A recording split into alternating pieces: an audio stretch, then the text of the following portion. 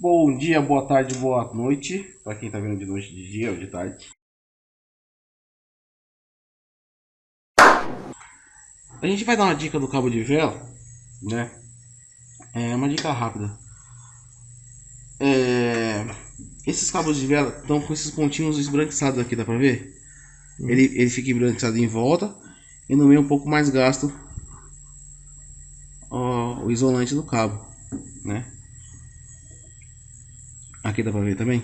Ele fica esbranquiçado, né? Ele tá ressecado. Aqui também, ó, tem uma mancha mais escura. Isso aqui é o que? Isso aqui é o sinal de fuga de tensão, né? A tensão aqui dentro no cabo de vela é muito alta para poder atravessar aquela faixa de ar do gato da vela. E aí o que acontece? O material do cabo de vela ele tem que ser altamente isolante. Tem muita gente que não sabe, mas os fios, qualquer fio de vela, ele perde a capacidade, a capa perde a capacidade de isolar, assim como o condutor de dentro perde a capacidade de conduzir, né, com o tempo de uso.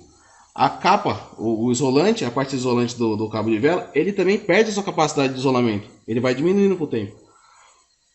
E um dos sinais que você vê que já está ruim, ou até mesmo um cabo novo já pode dar fuga de... está com baixa capacidade de isolamento, pode dar fuga de tensão.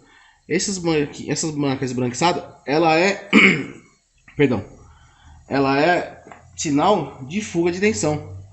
Pode ver que o cabo novo, ó, ele tá brilhando ainda, tudo bem que ele tá limpo, né? Porém, você vê que a textura do próprio cabo, ela já tá estranha. Ela já tá acinzentada, ela tá bem mais clara. Mesmo que seja fabricante diferente, tem uns mais cinza, outros mais escuros.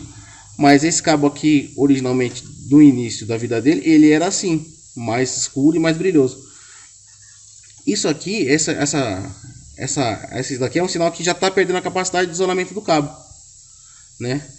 Isso aqui é um sinal, isso aqui é uma dica que a gente deixa para o pessoal comparar, né? Ter uma ideia do que é o cabo de vela, né? Ter ideia de que ele perde a capacidade de isolamento, assim como ele perde a capacidade de condução também, né? Porque tem muita gente que não sabe disso. É só isso. Bom, no dia de... É mentira! A dica da O dia não tinha começado ainda, cara. E aí, gente? A gente vai dar uma dica da junta homocinética. Essa junta aqui ela é responsável por transmitir a força do eixo, do semi-eixo, para a roda, né? Que por sua vez transmite para o pneu. A gente vai estar trocando a coifa dessa homocinética, porque ela não está gasta. Quando a homocinética gasta, ela cria um carinho aqui. Dá para ver uma marquinha bem de leve aqui, que é o lado, né? O lado que tem o lado da tração. E aí o que acontece? Quando ela cria esse ressalto, a bolinha ela encaixa aqui. Quando você vai estressar o carro, ela passa a fazer esse movimento, ela fica inclinada. Então ela passa nesse ressalto, a hora que ela sai, ela faz aquele estalo característico da homocinética, aquele tac, tac.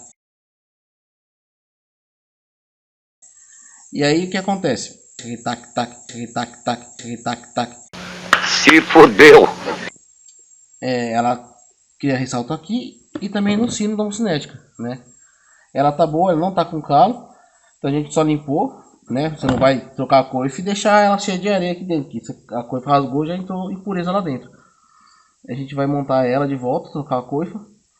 E mais uma dica é o lado da gaiola da homocinética. Dá pra ver que aqui tem um corte de praticamente 90 graus, né? Do outro lado, ela tem um ângulo, uns 60 graus, 45 graus. Esse lado do ângulo é o lado que vai o eixo. Então esse lado aqui fica para fora da homocinética, né? E essa dica a gente deixa para quando você for fazer um reparo desse, você verificar o desgaste dela, né? Tanto da castanha quanto do sino, para ver se não tá, se tá aproveitável ainda. É só isso.